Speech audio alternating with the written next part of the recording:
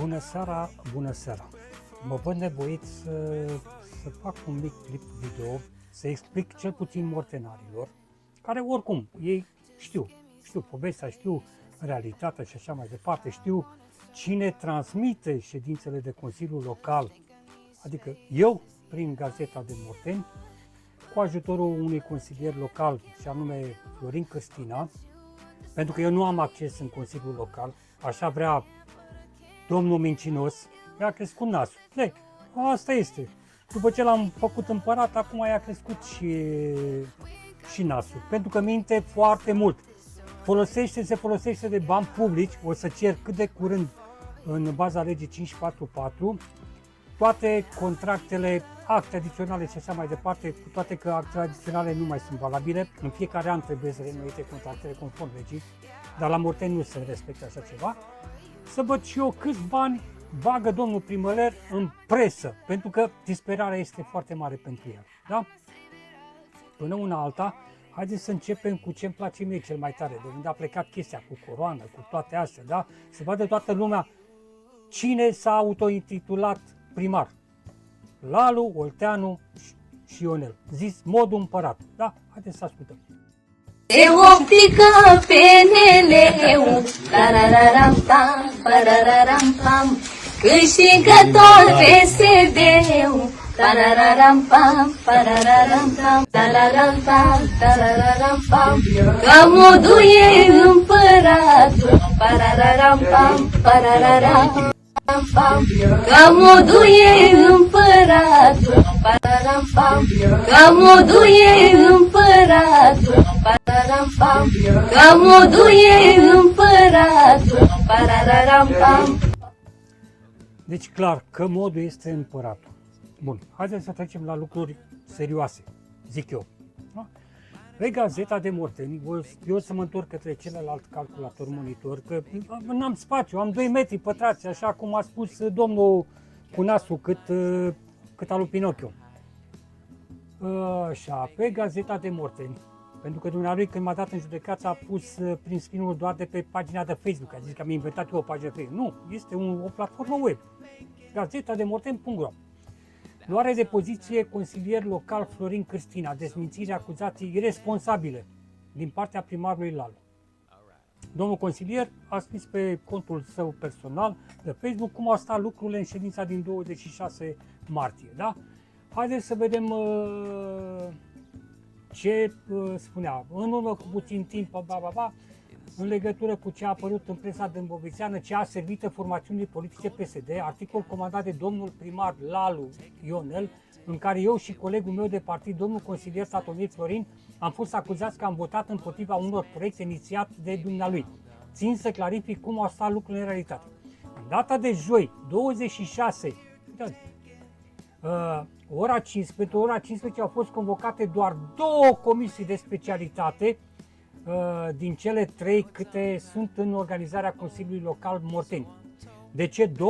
Pentru că, stați să opresc și eu sunetul că mă deranjează unii, pentru că, unde am rămas, pentru că doar președinții celor 2 comisii au făcut convocarea respectivă. Adică, Păun Ancuța, comisia numărul 2 și Mincă Cornel, comisia numărul 1. Pe când domnul Teașă Silviu, președintele comisiei numărul 3, juridic, deci comisia juridică, nu a convocat ședința pe comisie, la care nici nu a participat. Dumnealui a sosit în sala de Consiliu Local la vreo 10 minute după ce a început ședința ordinară. Deci, până în momentul ăsta știm clar că din cele 3 comisii doar 2 s-au întrunit, sunt 2 procese verbale, sunt avize doar de la 2 comisii. Legal, nu ai cum să mergi să supui votului unor proiecte pe care domnul primar le invocă acolo, fără avizele la toate comisiile, chiar dacă ele sunt facultative, dar sunt obligatorii. Rețineți, sunt obligatorii. Gândiți-vă că guvernul, asta cred că vreo 4-5 luni de zile până a rezolvat problema cu legea din justiție, pentru că nu a așteptat un aviz. Mai nou, ultima acum, cu benzina, cu motorina, la fel, au așteptat vreo 48 de ore până când au primit toate avizele. Trecem peste legalitate, doamna secretară ar fi trebuit să știe chestia asta, dar în contencios administrativ o să răspundă. Da? Cum spune domnul consilier, pentru a avea loc ședința ordinară a Consiliului Local Morteni erau necesare avizele tuturor celor 3 comisii, nu doar de la una sau două ca în cazul de față. Avize consultative, dar obligatorii, așa cum scrie în preambulul tuturor proiectelor de hotărâri inițiate de culmea este deja din proiect avizele sunt deja favorabile. Așa, ținând cont de aceste lucruri, personal, adică domnul Cârstina, la începutul ședinței ordinare a Consiliului Local Morteni, am atras atenția doamnei secretar general jurist Tănăstoiu Iuliana că ședința din 26 martie trebuie amânată pe motiv că nu avem avizele celor 3 comisii de specialitate. Atât doamna secretar cât și domnul primar, dar și ceilalți consilieri PSD au sărit ca și arși, invocând faptul că ședința poate continua și cu avizele de la doar 2 comisii, motivând că timpul dumnealor este prețios și că nu vor să mai vină la o altă dată pentru reluarea procedurilor legale. La începutul ședinței ordinare, domnul Cârstina și colegul său, Tatomir, poștași de cafea și remi, între ghilimele, o să vedeți de ce am pus așa, am anunțat că vom fi prezenți la dezbaterea proiectelor, dar nu vom participa la vot sub nicio formă. Adică nu vom vota nici pentru, nici împotrivă, nici abținere. Chiar dacă secretarul și primarul OAT Morteni au insistat să o facem pentru binele comunității. Numai că noi nu am dorit să intrăm în jocurile politice ilegale. Gândiți-vă când s-a votat nu știu ce în Parlamentul României. Tocmai vrea să treacă legea PSD-ului.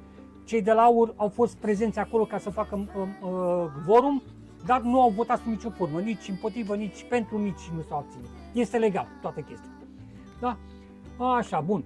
În alte ordine de idei, trebuie menționat și de faptul că trebuie menționat și de modul în care domnul Lalu acționează atunci când cetățenii ai Comunei Morteni vin să participe la ședința Consiliului Local, prezentând la ultimul punct diverse, bun, trecem peste asta. Pentru confirmare și verificare a acestor informații puteți accesa, auzi și vedea. Dacă dați click pe ședințele comune, o să vedeți că doar 2 comisii au fost întrunite, așa, și ședința ordinară, când la început domnul consilier spune clar că nu au avizele celor 3, deci nu se pot merge mai departe, da? Așa. Aici este și hotărârea în care spune clar că trebuie toate avizele și așa mai departe. Este semnătura domnului, uitați-le aici. Ia uitați, vă dau 2 exemple, le vedeți? Așa, deci proiectul de hotărâre numărul 10 din 16/2/2026. Ia uitați, avizul favorabil al Comisiei de Specialitate ale Consiliului Local. Deci la acest proiect trebuiau avizele obligatoriu și favorabile, nu împotrivă sau asta, da? 3 avize favorabile obligatorii. Alta, proiect de hotărâre numărul 15 din 10/3/2028, da? Avizele Comisiei de Specialitate, exact despre stabilirea și aprobarea taxei de salubritate. Înțeles? 3 avize facultative, dar obligatorii. Deci, domnul inițiator de proiecte, modul împăratul, scrie clar în proiectele inițiate de el, de fapt le scrie altceva, le scrie doamna secretar, că el, ca și persoană, nu știe să scrie. Nu știe să citească. Îmi asum ceea ce spun. Îl provoc pe această cale să ne întâlnim în orice televiziune vrea el din Dâmbovița, din România, și să stăm de vorbă cu un moderator care să fie cât de cât echidistant. Adică, dar de fapt să ne lase pe noi să purtăm un dialog. Bun, trecem mai departe. Una și pe asta, așa. Haideți să vedeți despre ce este vorba. Totuși, ce a scris domnul Olteanu pe contul său de Facebook. Dragi cetățeni, virgulă, fără spațiu, gramatica la domnul primar este 0. Da, nici nu a luat bacul, sau l-a luat cu 2, n-avea cum. Liceul l-a făcut așa cum l-a făcut. De fapt, el cred că are 8-9 clase, nu mai știu cât este evaluat la momentul ăsta. După cum și dumneavoastră, fără diacritice, la fel cum toată lumea în primăria Morteni nu folosește diacritice. Există o lege care spune clar, instituțiile publice ale statului român sunt obligate prin lege să folosească, să scrie cu diacritice, cu ș, ț și așa mai departe. După cum ați observat, localitatea noastră a devenit vedetă în mediul online prin ședințele Consiliului Local. Ia uite, spațiu înainte de virgulă, să punem spațiu după virgulă, în care anumiți consilieri încearcă să denigreze și să eticheteze negativ localitatea prin diverse forme și fapte, încercând iar, fără pauză după, să creeze și un drum spre unii! Băi, anagramatule! Ești anagramat! Dă-mă în judecată! N-ai ce căuta, mă, pune-mă pe cine vrei tu. Îmi cer scuze față de nora ta. Eu o stimez, este o fată de nota 10. Nu-i folosesc numele, da? Să știe.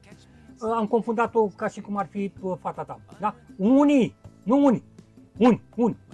au impresia că la o partidă de remi și un pachet de țigări fumat, exact ce vă spuneam mai devreme, da? La poștă decid soarta acestei localități. Greșit. Soarta. Mănânci litere. Hai, se mai întâmplă, da? Asta nu e o problemă.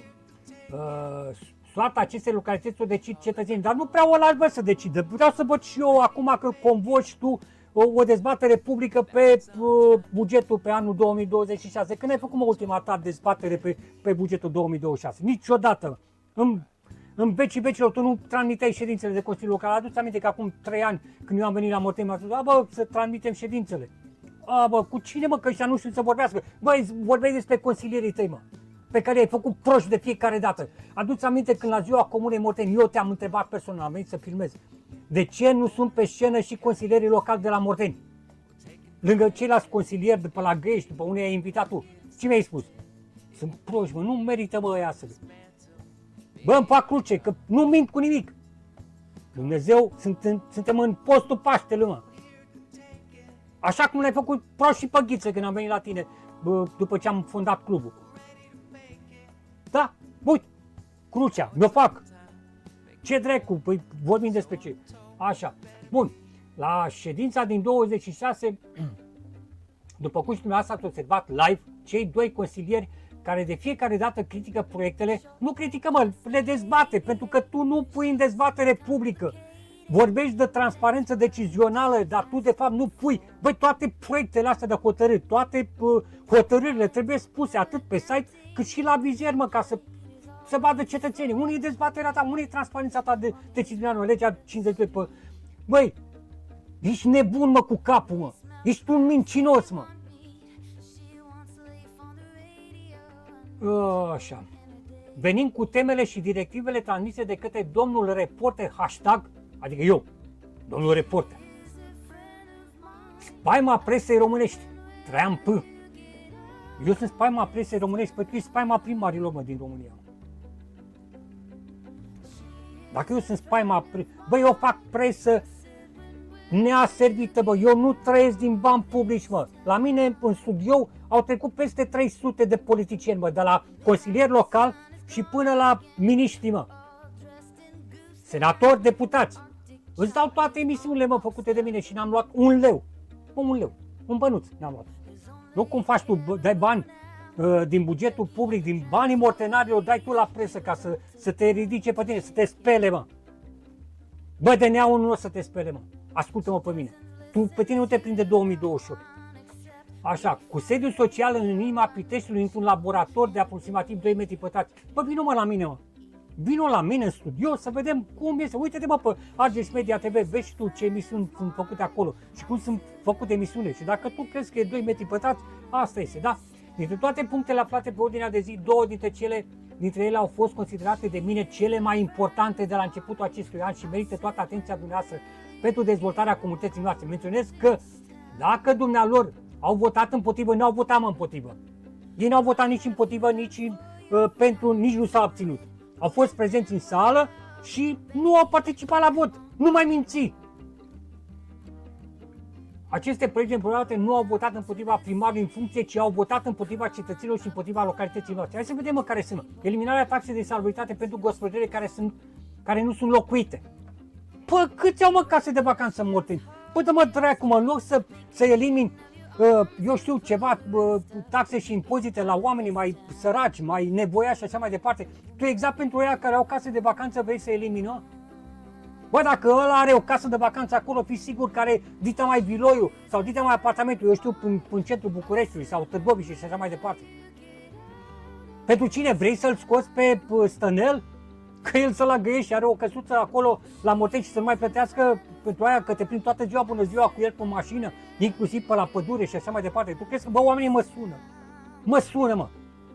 Dar o să vedeți voi, toți ăștia, inclusiv conturile alea false, o să vă târăți după mine până la Haga. Bă, până la Haga. Da, ca să vă învăț o minte. Să vedeți voi cine este Paparete. Că dacă tu erai băiat deștept, erai primar, nu mă băgai ca să fac eu săpătuși și așa mai departe. PSD-istul mincinos. Așa. Și demolarea și construirea unei grădinițe noi moderne în centrul localității. Ba, asta este o chestie foarte bună. Oricum proiectul a trecut, ai 9 din 11 consilieri. Nu poți să acuzi tu 2 consilieri care pur și simplu au fost prezenți acolo, dar nu au participat la vot, că au votat împotriva. Aș vrea să văd și eu că această clădire, grădinița, va fi făcută cum trebuie, mă. Și așa ai băgat 54.000 de euro. 54.000 de euro numai în proiectare. Să vedem noi cât. Probabil o să plouă la fel ca în clădirea de vestiare de la baza sportivă. Sau, uite, cum este și căminul cultural. Nu mai vorbesc. Tot ce se construiește la Morteni este zomă. De ce? Pentru că tu ești la gospodarul ăla, care ești gospodarul satului. Ședința a fost filmată, iar transparența este importantă. Păi bă, a fost filmată și transmisă în direct de mine, mă. Că voi niciodată n-ați transmis și nici nu o să transmite niciodată, mă. Da, o să vin data viitoare, îți promit eu că o să vin cu 3 jurnaliști, grămadă acolo. Vreau să văd că mai faci tu gălăgia pe care o faci tu la fiecare ședință. Ședința durează 30 de minute și după aceea vorbești o oră și jumătate numai despre mine. Ar trebui să-ți fie rușine, mă. Ți-am demontat toate minciunile care mi le-ai adus tu mie în ședința de Consiliu Local. Dar tu ai văzut că ești filmat, ai vrut să te dai tu mare grangul, exact cum e cu haina aia de blană, care te-ai dus la școală. Ar trebui să-ți fie rușine, mă. Eu și echipa mea vom continua. Care e echipa ta, mă? Echipa aia de consilieri pe care tu îi faci prost pe fiecare în parte. Poate vorbești de Tudorel, de Tudorică, de Ghiță, pentru că mai sunt și câțiva consilieri pe acolo, vreo 2-3, care probabil sunt la PSD pentru că aveau nevoie să obțină și un ăla. Dar nu sunt PSD-ști, mă. Cel puțin doamna care este acum președinta Consiliului Local, președința de ședință, mi se pare o chestie bună. În fine, hai, trecem mai departe. Hai să vedem ce ai făcut tu. La 2 zile, primarul din Morteni, reacție, uite ce scrie presa. Presa aservită, din bani publici. Bă, tu plătești din banii mortenarilor ca să te spere pe tine presa. Presa PSD-istă. Presă de rahat, din punctul meu de vedere. Care pur și simplu, bă, nu spune cine scrie articolul. Cum să facem toate presele? Du-te, bă, și după presa adevărată, să vezi cum scrie acolo. Xulescu a scris articolul, își asumă fiecare. Aici nu se asumă nimeni, nu. Așa, primarul Olteanu, și ce mă intrigă? Ăștia preia niște informații de la tine, că le bași tu pe gât, așa, și le preia exact cu greșelile tale gramaticale, mă, ăștia te fac pe tine de râs, mă. Uite de ce spune. Soarta acestei localități o decid cetățenii. Hai, stai aici, că așa, unde ești, mă?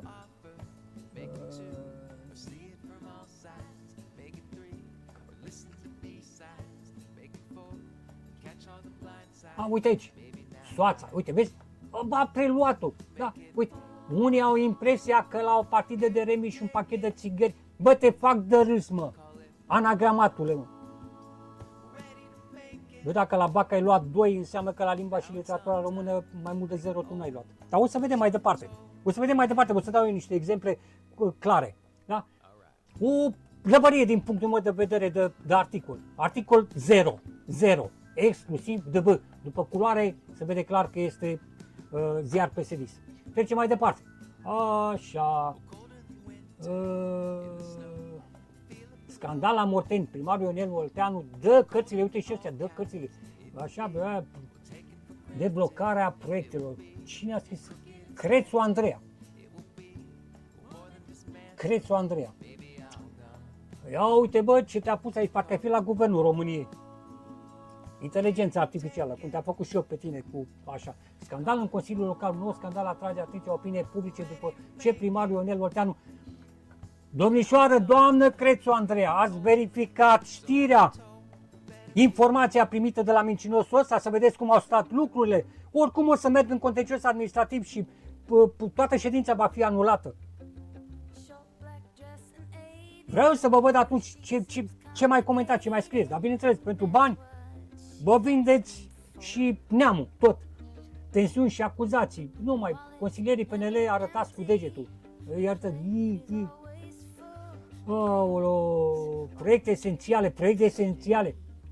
Un vot împotriva cetățenilor și a dezvoltării localității. Bă, ar trebui să-ți fie rușine, bă, pentru că dacă tu te informai, vedeai, bă, ia să căutăm și de pe la Morteni, să sunăm cu consilierii. Să vedem, bă, cum au stat lucrurile, mă, și după aceea scriu mizeriile astea, mă. Crețu, Andreea. Nu mai trec mai departe, că deja m-am enervat, da? Crețu, Andreea. O, așa. Ăsta este, de unde este ăsta? De la Cronica Gay. Bineînțeles, Mariana, n-avea cum. Mariana pentru 2 milioane te spală și pe cap. Tensiuni în Consiliul Local. La fel, proiecte respinse. Bă, voi sunteți nebuni la cap, băi, jurnaliști ăștia, cum dracu ajungeți, mă, să scrieți, mă, dar voi scrieți pe banii cetățenilor, mă. Pentru că PSD-știi ăștia care sunt în frunte, cum este Olteanu, cum e împăratul Modul, dă din bani, vă dă contracte din bani publici, mă, din taxe și impozite. Ar trebui să vă fie rușine, bă, ca să scrieți așa ceva, mizeriile astea. Mai ales, mai e și cu copy-paste, înțeles, și tentative de denigrare. Ia, uite, bă, în fine, nu mai, haide să trecem mai departe. Așa. Uite cine este Olteanu Lalu. Oameni buni, cea mai bună listă este la Dâmbovița, Doamne ajută. Bă, în afară de Titus Curățeanu de aici, care e un domn din punctul meu de vedere, nu știu ce caută în PSD, așa, restul sunt zero, mă. Ăsta, Corneliu Ștefan, e și ăsta un mincinos. E ăla care mi-a promis că dă 30.000 pentru construirea tribunei la Morteni. Și am văzut, știi tu, pe românește, nu spun eu ce am văzut. Eu știam de atunci că nu dă niciun leu. Dar ăștia sunt politicienii, vin în campanie electorală, mint, dă în gheață apa la... De-aia ți-a crescut nasul, mă. Ca la, bă, uite aici, ăsta Pinocchio. Un alt Pinocchiuș, dar tu ești Pinocchio, l-ai depășit pe Victor Ponta, mă, la minciună. Te rog, crede-mă, l-ai depășit. Așa să scrie, mă, cea. Băi, legat, mă, cea mai bună listă este la Dâmbovița. L-A. Firara dracu de gramatică să fie, mamă, nu mai pot. Disper, înnebunesc. Trece mai departe, nu mai. Ia uite aici. Votei, Ionele, uitați. Tanța Vasile, Votei, Andi. Nu, că trebuie să-i dăm și pe ăștia. Bobi Iacob, Ionel Mihail, Georgeta Mușeanu, Vale și Georgescu. O groază, nota 10. Bă, toți sunteți anagramați, mă? Bă, voi nu vedeți, mă, cum a scris? Eu nu mai aș fi dat, mă, niciun like, mă. Uite, bă, câte are? 140, 19 comentarii, 6 distribuit. Bun, trecem mai departe. Dragi cetățeni, în ultima perioadă, lucrările de canalizare au trecut. Ce ai făcut, măi? Ai spus că i-ai dat-o afară. Bă, proiectul de canalizare nu este proiectul Comunei Morteni. E altcineva. Că se face la Morteni, e cu totul altceva. Rămân implicat și atent la evoluția lucrărilor. Rămâi implicat și așa, exact cum ai fost. Stai să verificăm pe aia ultima. Unde ești, mă? Ia uite. Ce spuneai în 22 septembrie 2000? Vă salut, dragi prieteni. Așa cum v-am promis, se lucrează în 3 zone din localitatea la canalizare. Puțin câte puțin se înaintează pe toate străzile din comună. Din comuna. Zi frumoasă. Uite-mă aici. Da? Ia uite. Aplaudați. Ăștia sunt aplaudații tăi. Probabil și ei sunt. Nu vreau să le spun pupincuriși pentru că s-a supărat, dar dacă caută în Dex, pe de acolo ce se e, slugarnici. Da? Deci cum este domnul mincinos? Împăratul Lalu. Aici este, ai avut dreptate sau aici ai avut dreptate? Când le-ai desfăcut contractele la ăia și acum iar lucrezi cu 3 firme. În fine, trecem mai departe. Vă salut, dragi, un proiect la care, aoleo, ce a venit aici, aproape 4 ani. Să mor tu că ai lucrat 4 ani de zile la proiectul ăsta, care nici acum nu e terminat. I-ai făcut recepția la începutul lunii noiembrie și plouă. De ce jucătorii nu intră, mă? De ce jucătorii nu intră? A început campionatul. Olimpia Morteni a avut meci la Morteni. Am înțeles că doar arbitrii au intrat acolo. De ce nu-i lăsați pe jucători? Pentru că plouă în interior. Bă, o să vin cu jurnaliști și de la Pitești și din Dâmbovița, deja am vorbit cu ei și o să facem niște filmări și o să dăm, mă, inclusiv de la București, o să vin cu jurnaliști. Pentru clădirea asta nu te iert, mă. O să am o altă, așa, nu mai contează. Uite, ăsta e pușcăria și ăsta care mă înjură pe mine și pe consilierul local, Cristina Florin. Cât de curând o să aibă plângere la poliție, da, pentru denigrările alea nenorocite și fără, și-a făcut cont nou, că dacă l-am blocat, normal, da, e atât de prost încât și-a făcut cont cu același nume. El crede că dacă nu și-a pus fotografie, nu îmi dau seama cine este. Scrie anagramat la fel ca și primarul. Hai să mergem mai departe. Asta e ultima. Și am lăsat-o ultima pentru că este vorba de școală. Uite-te și tu, uitați-vă și voi, dragi mortenari, cum se duce un primar, ia uite, la școală, ia uite, slugarnicul, ia uite-l slugarnicul, mamă, pupă-i mă mâna, pupă-i mă, nu știu cine e ăsta, pupă-i mă, uite-te mă și aici în partea asta la altă, în fotografia asta, uite și tu cum arată, copiii cred că se întreabă, bă, cine e mă ăsta, împăratul modul, altfel nu mi explic, mă. Hai să vedem cum scrie. Bună ziua, dragi prieteni! Astăzi ne bucurăm împreună de momentele frumoase petrecute alături de copii din localitatea noastră. Copiii! Bă, te-ai dus la școală, bă! Bă, te-ai dus la școală, bă, nu te-ai dus... Bă, la tine în partid, mă, unde... În filiala Morteni, unde aveți cei mai mulți anagramați pe metru pătrat. Copiii din localitatea noastră, unde am fost plăcut încântați, Cine, mă? Tu cu cine? Dumnezeu, azi ne bucurăm împreună de momentele, tu cu cine te bucuri? Momentele frumoase petrecute alături de copiii din localitatea noastră, unde am fost plăcut încântați. Încântat, mă, că tu te duci singur. N-ai mai fost cu nimeni la ceva.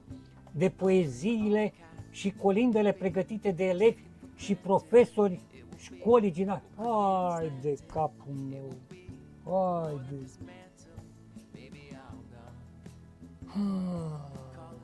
Bă, cred că am nevoie de cel puțin 2-3 translatori, bă, ca să înțeleg și eu.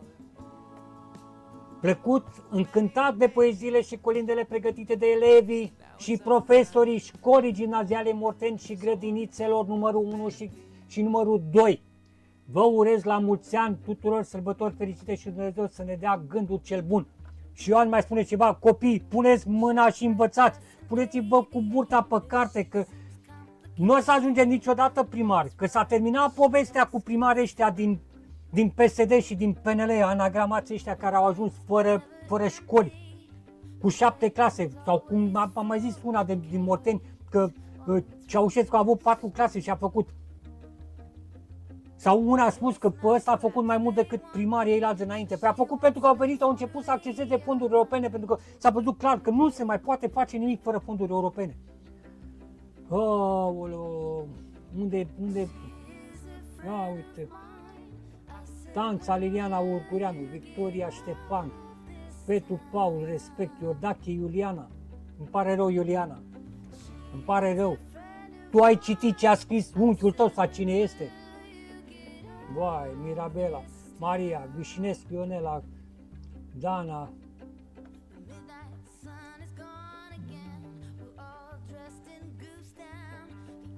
Ionel Stanciu. Ionică, ce făcuși, mă, respect? Respect pentru școală, bănuiesc, că nu pentru primar. Nicu.